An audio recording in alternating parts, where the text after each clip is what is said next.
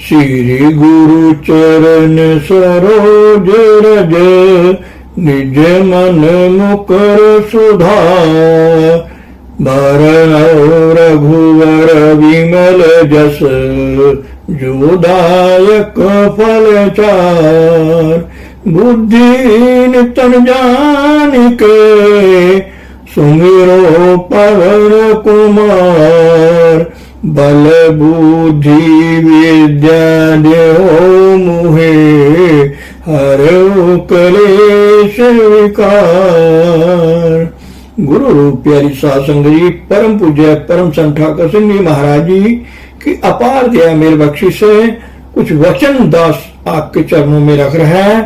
तो ये जो सत्संग है, ये बहुत ही उच्ची सुच्ची इसकी महिमा कही गई है। वेदों शास्त्रों ग्रंथों में कहा गया है, बिन सत्संग विवेक न होई, राम कृपा बिन सुलभ न सोई।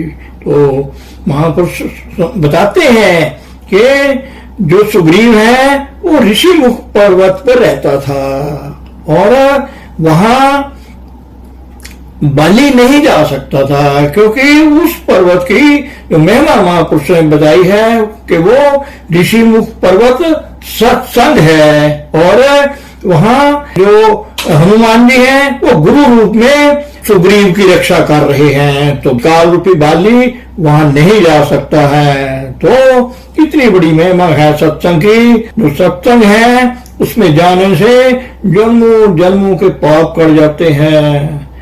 और इंसान को, आत्मा को जब सत्संग में वो जाके बैठते हैं तो उनमें विवेक तत्व जागृत हो जाता है। बिन सत्संग विवेक न होई, राम कृपा बिन सुलभ न सोई। राम जी की कृपा के बिना सत्संग में नहीं कोई जा सकता, उनकी कृपा से ही सत्संग की प्राप्ति हो सकती है। बिन सत्संग विवेक न होई, हमें सोझी नहीं आती है। जन्मों जन्मों से ये सोई हुई आत्मा है, वो पड़ी है और उसको कुछ पता नहीं है। ये इंसान इस संसार में आया है और उसके ऊपर जन्मों जन्मों की मैल चढ़ी हुई है, पर्दा चढ़ा हुआ है, उसको कुछ सूझी नहीं आती। मगर जब जिन पर कृपा राम की तिन्हीं प्राप्त हुए। राम जी की कृपा हो जाती है, प्रभु परमेश्वर सतगुरु की कृपा हो जाती है, तो फिर जीव है आशी सत्संग में आखिर की ओर खिंचा चला आता है। तो बड़े उच्चे सुच्चे भाग जिसके होते हैं वो सत्संग में आता है। कहते हैं महापुरुषों ने इस जीवात्मा पे किसी जन्म में कोई दया मेहर की होगी, कोई कृपा की होगी, तो उसका फल है कि हमें ये मनुष्य का शरीर मिला है। मानुष दुर्लभ है, होठ ना बारंबार, ये बहुत ही दुर्लभ है, बार बार नहीं होता। तभी कहा गया है, बड़े भाग मानुष तन पावा, सुर दुर्लभ सदग्रंथन गावा। बड़े भागों से ये मनुष्य का शरीर मिला है। इस शरीर के लिए वो देवी देवता लोग भी तरस रहे हैं, क्योंकि ये कर्म योनि है, ये कर्म भूमि है। मानव शरीर जो है वो कर्म कर सकता है, नेक कर्म कर सकता है, बद कर्म कर सकता है। तो बाकी सभी योनियां जो हैं वो भोग योनि है। इंसान भी उसकी जो आत्मा में काली चढ़ी होती है, माया का पर्दा चढ़ा होता है, तो वो भी नहीं सोचता। मगर वो जब सत्संग में आता है तो उसके ऊपर जो जन्मों जन्मों की मैल चढ़ी होती है वो धीरे धीरे उतर जाती है। सत्संग सरोवर दा पानी, पापा दी मैल गवा देंदा। वो तो के कालख जन्मा दी अगा तो हंस बना देंदा। तो ये सत्संग की महिमा है। गुरु रूप प्यारी साध संगत शिवरी शिवरी बिलनी की महापुरुष हमें सत्संगों में बताया करते हैं कि शिवरी है एक भील राजे की लड़की थी। तो उसका शरीर सुंदर नहीं था, तो उसकी जब शादी होने लगी उसके मन में आया कि मेरा जो जीवन है ये नहीं है, ये परमात्मा वाला है। तो वो निकल जाती है और वो घने जंगलों में चली जाती है और एक ऋषि के आश्रम में पहुंच जाती है। मतंग ऋषि नाम था उसका। तो जब वो मतंग ऋषि के आश्रम में पहुंची है, तो वहां पहले से ही बहुत सारे साधु महात्मा रहते थे, वो भी उसको ठीक नजर से नहीं देखते थे, मगर मतंग ऋषि बहुत दयावान थे, तो उन्होंने भी उसकी सेवा लगा दी। भाई देखो, ये आश्रम है, इसमें थोड़ा बहुत लकड़ियां वगैरह चुन के ले आओ, इससे यही तुम्हारी सेवा है। तो वही पास आश्रम में पड़ी रहती और सेवा करती रहती। धीरे धीरे समय अवसर आया कि वो मतंग ऋषि भी संसार को जाने लगे। तो भिल्लनी शिवजी ने कहा कि भाई महापुरुषों, मुझे भी कुछ ज्ञान दे दो, मेरी भी तपस्या का मुझे फल दे दो, ताकि मैं अपना जीवन सफल कर सकूं। तो मतंग ऋषि ने कहा, त्रेता युग में भगवान श्री राम आएंगे, इसी आश्रम में आएंगे, मैं तुम्हें एक विशेष काम दे के जा रहा हूं, तुमने इस आश्रम में रहना है, वो तेरे पास अवश्य आएंगे। कुछ बातें हैं जो तुमने उन्हें अपनी भार्या, अपनी पत्नी के बारे में बतानी है, और वो आएंगे तो तुमने उनको ये बातें बता देनी। तो ऋषि ने उनको वो संदेश दे दिया, और वो रोज टक टक देखती है, राम जी आएंगे। हर रोज वो द्वार साफ करती है, रास्ता साफ करती है, बेर चुन के लाती है, मगर राम जी नहीं आए। बुजुर्ग हो गई, उसकी मतलब दृष्टि भी कमजोर हो गई, मगर वो इंतजार में, उस पे पूरा भरोसा था उसको पूरा वो था, विश्वास था कि मेरे गुरु की, ऋषि की बात वो वृथा नहीं जाएगी। तो एक दिन तो उसको खुशी महसूस हुई, अंदर ही अंदर उसका मन खुशी से भर गया, खिल गया। तो क्या होता है, तो जंगल में पता लग जाता है, शोर हो जाता है कि राम जी आ रहे हैं। तो उसने भी बड़े प्यार और श्रद्धा से अपने आश्रम की सफाई की, और चुन के बेर खा के देख के चुन के उसने बेर भी राम जी के लिए एकत्र आए। अब जैसे और सारे रास्ते में फूल ही फूल बिछा दिए राम जी की स्वागत में। जैसे ही राम आए तो भिल्लनी देख रही है कि दो राजकुमार आ रहे हैं और उनके पास धनुष बाण है। तो उसने देखा आंखों में, तो उसको ऐसा लगा कि अब वो जो उसके गुरु मतंग ऋषि ने कहा था वो सपना पूरा हो गया।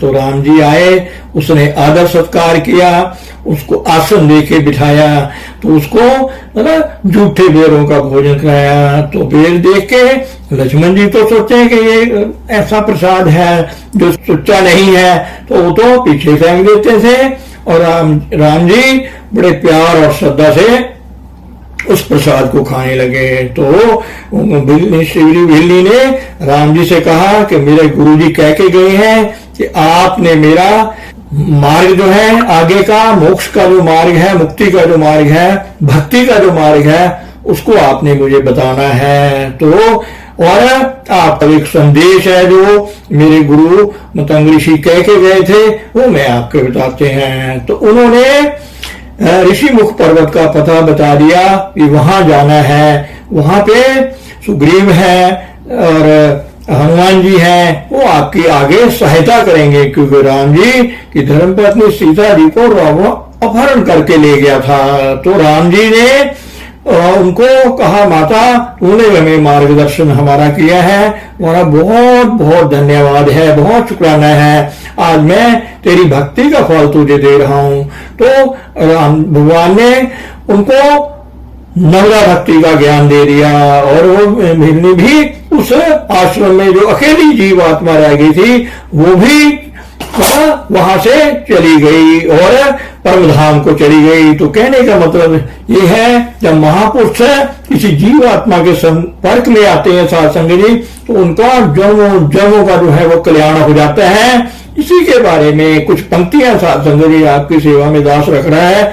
जिनको जीवन में मिला सत्संग है, उनको हरदम आनंद ही आनंद है। जिसको जीवन में मिला सत्संग है, उसको हर पल आनंद ही आनंद है। मीरा तुलसी सभी ने ये गाया, सूरदास ने दर्शन पाया। मीरा तुलसी सभी ने ये गाया, सूरदास ने दर्शन पाया। जिसके हृदय में राम नाम बंद है, जिसके हृदय में राम नाम बंद है, उसको हर घड़ी आनंद ही आनंद है, उसको हर घड़ी आनंद ही आनंद है।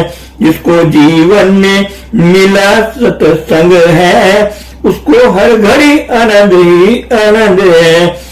जिसका जीवन सच्चाइयों में ढल गया, उसके पापों का पर्वत भी जल गया। उसका कट जाए 84 का फंद है, उसका कट जाए 84 का फंद है। जिनको जीवन में मिला सत्संग है, जिनको जीवन में मिला सत्संग है। निंदा चुगली न जिसको सुहाए, निंदा चुगली न जिसको सुहाए। बुरी संगत की संगत न भाए, बुरी संगत की संगत न भाए। सत्संग ही जिनको पसंद है, सत्संग ही जिनको पसंद है, उसको हर घड़ी ही आनंद आनंद है, उसको हर घड़ी आनंद ही आनंद है। स्वर्ग जाने की इच्छा नहीं है, स्वर्ग जाने की इच्छा नहीं है, मोक्ष पाने की इच्छा नहीं है। परम आनंद ही जिसको पसंद है, परम आनंद ही जिसको पसंद है, उसको हर घड़ी आनंद ही आनंद है। जिसको जीवन में मिला सत्संग है। गुरु प्यारी साध संगत जी, सत्संग वो पहली सीढ़ी है। जब जीव आत्मा वहां पहुंचती है तो फिर गुरु की दया मेरी कृपा से उसका जो है मोक्ष का मार्ग खुल जाता है, आनंद का मार्ग खुल जाता है, सदा का जीवन मिल जाता है। पूर्ण पुरुष सतगुरु की कृपा से जीवात्मा को जब ज्ञान मिलता है, रास्ता पता चलता है, ज्योति और नाम के बारे में बताता है, तो फिर उसका परमात्मा वाला जीवन, सच्चा सुच्चा जीवन शुरू हो जाता है और उसका 84 का गेड़ा समाप्त हो जाता है। तो गुरु प्यारी साध संगत जी, प्रवचन करते समय काफी गलतियां हो गई हैं, तो क्षमा का याचक है। एक प्रयास है जीवात्मा के लिए, तो ये जो चल रहा है आपका बहुत बहुत शुक्राना है, बहुत बहुत धन्यवाद है। गलती माफ करना। धन सतगुरु, धन गुरु प्यारी साध संगत जी।